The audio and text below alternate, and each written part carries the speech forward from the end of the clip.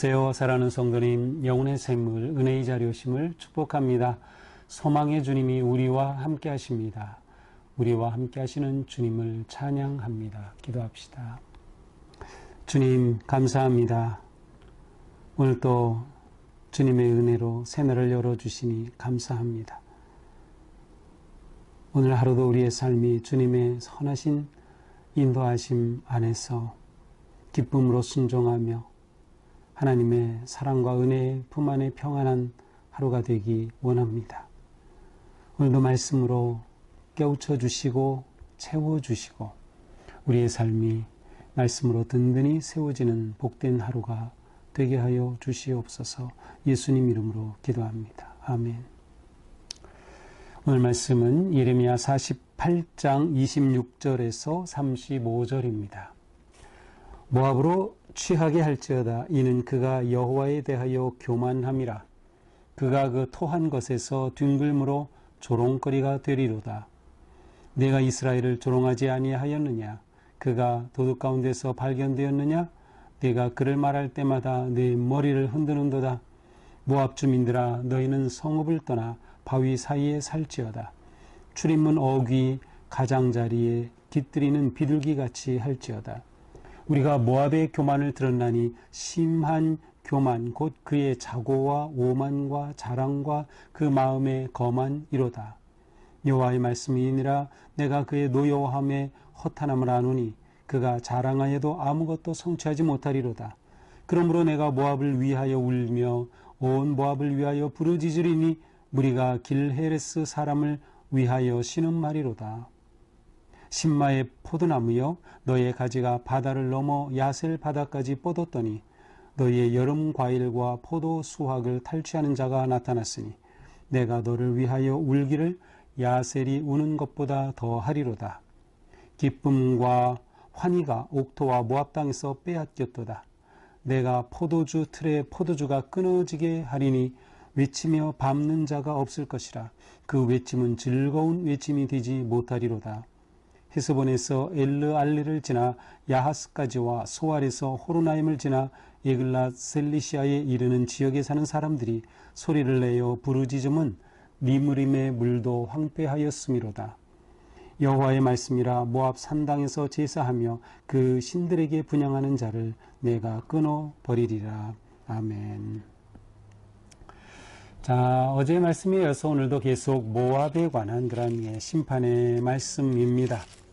자, 오늘 말씀에서는 모압이 어떻게 하나님의 심판 앞에 어떻게 될까 하는 것이 나와 있습니다. 자, 26절 볼까요? 모압으로 취하게 할지어다. 자, 하나님께서는 모압으로 하여금 술에 잔뜩 취해서 어떻게 합니까? 토하게 하고 그 토한 것에 뒹굴게 하겠다.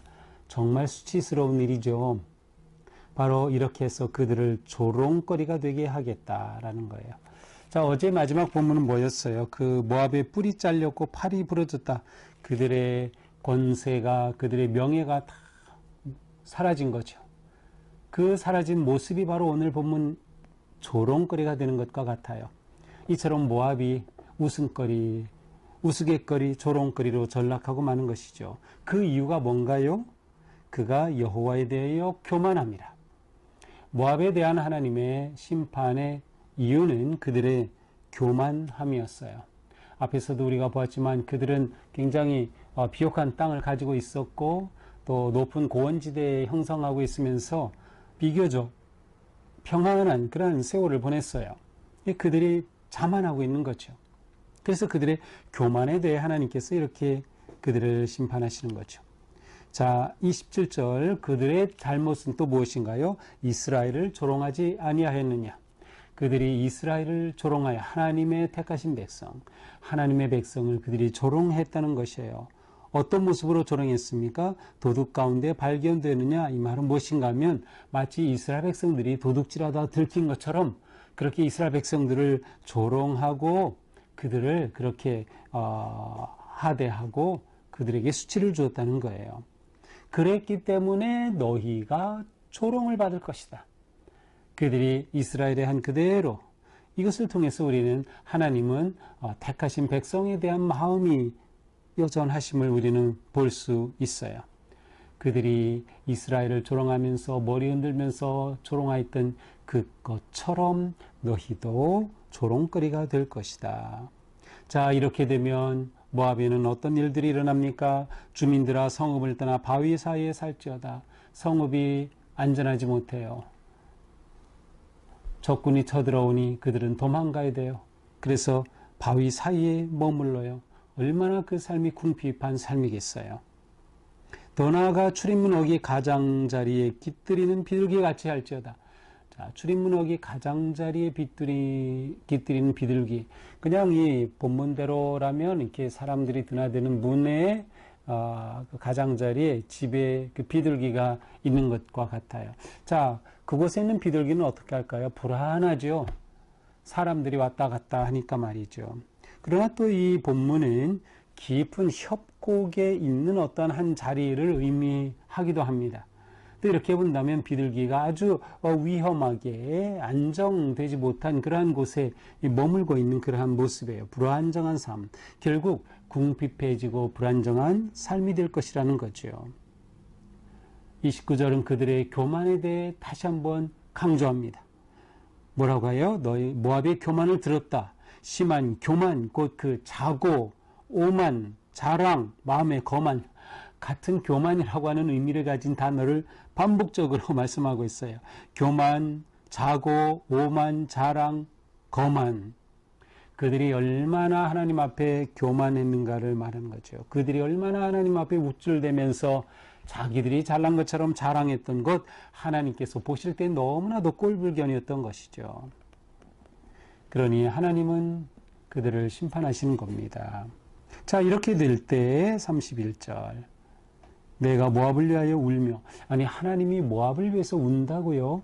어떤 쪽에서는 이것을 긍정적으로 해석해서 그래도 하나님께서는 모압을 불쌍히 여기셔서 모압을 위해서 울어주신다, 이렇게 해석하는 분도 있고요.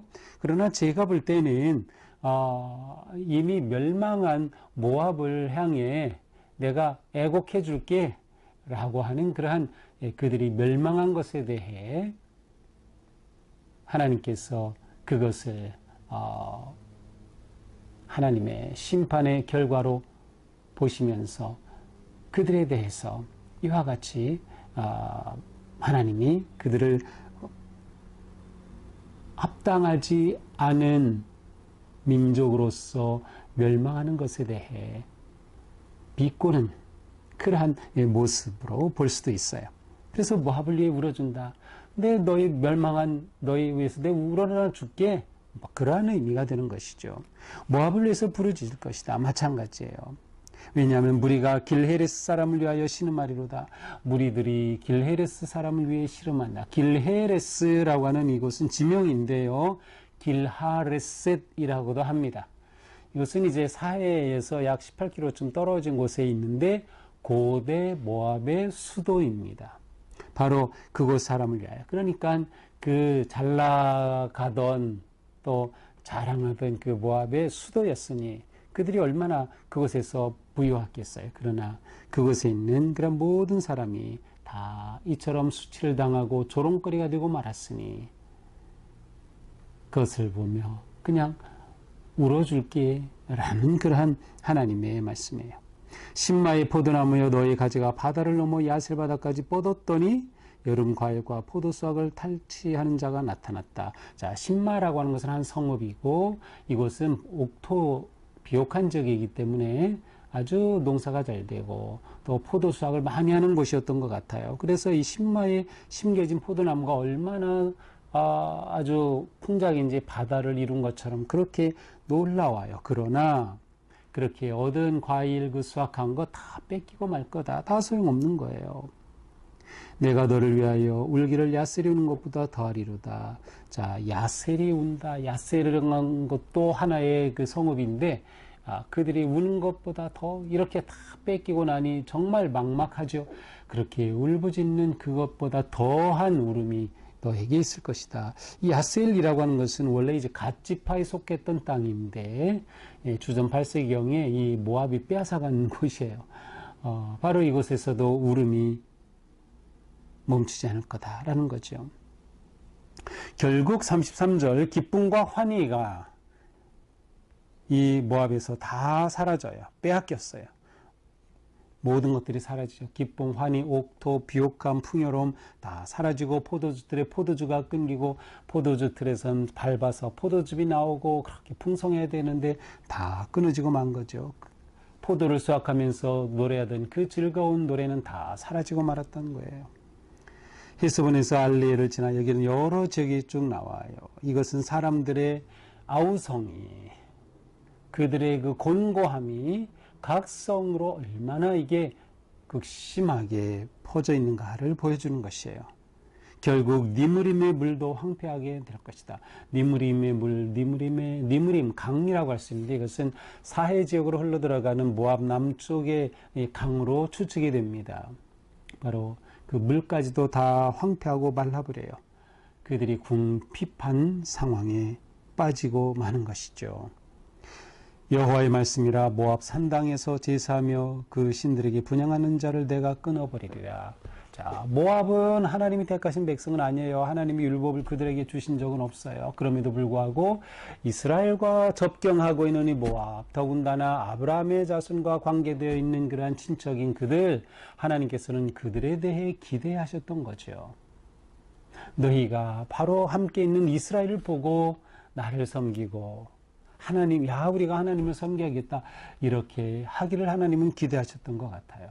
이스라엘 택하신 목적도 이스라엘만 복 주시려는 것이 아니라 이스라엘 통해 열방이 복을 받도록 하시기 위한 하나님의 큰 사랑의 계획이었기 때문이죠. 그러나 그들은 하나님을 보기는커녕 산당에서 제사드리며 하나님을 무시하고 하나님 모르는 그러한 나라, 그러한 사람들이 되고 말았던 겁니다. 자, 이것이 오늘의 말씀이죠. 자, 오늘의 말씀은 모압의 몰락에 관한 그러한 계속되는 말씀이에요. 모압이 어떻게 된다는 거죠? 조롱거리가 될 거다. 하나님은 모압이 조롱거리가 된다. 어떻게 조롱거리가 돼요? 그들의 그 자랑과 명예가 다 사라지는 겁니다. 그 풍요가 다 사라지는 겁니다. 그들이 자랑스럽게 여겼던 모든 것들이 다 사라지고 말아요. 그들에게 평화를 줬던 옥토가 황폐해지고 마는 거예요. 그들의 삶의 터전이 완전히 사라지는 것이죠. 그들은 궁핍해지고 그들은 불안정한 삶이 되고 마는 것입니다. 왜 그렇습니까? 그들의 교만 때문이에요. 그들의 교만 때문. 자, 그러므로 우리는 오늘 말씀을 보면서 자랑이 얼마나 헛된 것인가, 교만이 얼마나 잘못된 것인가 하는 것을 우리는 다시금 생각해야 돼요. 우리의 어떤 자랑은 다 헛되고 맙니다. 우리는 교만의 죄에 빠지지 말아야 돼요. 교만은 멸망하는 지름길이에요. 잠언의 말씀에도 있죠. 16장 18절, 교만은 패망의 선봉이다, 무너짐의 앞잡이다.